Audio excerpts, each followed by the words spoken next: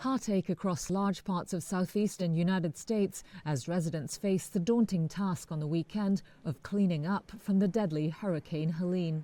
It's one of the most powerful and perhaps costliest storms to hit the country, with dozens of deaths reported as worries loomed that more bodies would be discovered across several states.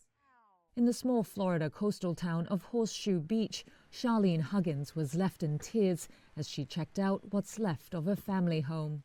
5 generations lived in this house, from my grandmother, my father, myself, my daughter, son, and my granddaughter. We was raised in this house.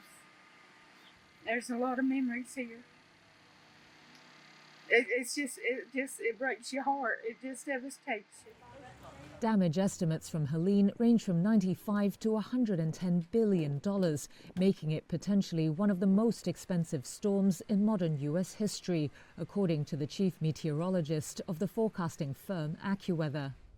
At least 3 million people remained without power on Saturday afternoon across 5 states, with authorities warning it could be several days before services were fully restored.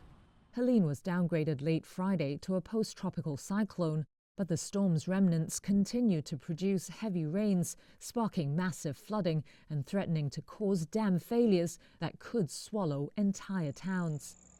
Some of the worst downpours hit western North Carolina, and residents near the Lake Lear Dam were among those at risk.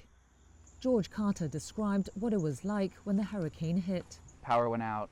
Cell phone went out, and so there's no way to talk to anyone. Some of the neighbors came and knocked on doors, and we sort of communicated with each other, pouring in the rain.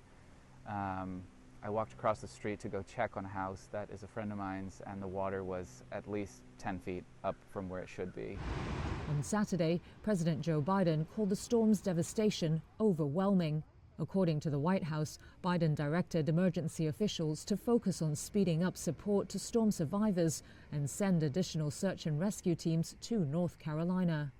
In the meantime, communities like Adam Jackson's in Mill Spring are making sure to help each other out. There's probably 50 trees blocking my neighbor from coming out. I started helping them yesterday. The neighbors at the other end of the road, we got us out, but the other neighbors are trapped. Our little area and community, we're not stepping over each other. We're not jumping lines to buy the last candy bar. That's the way the world needs. We need community back.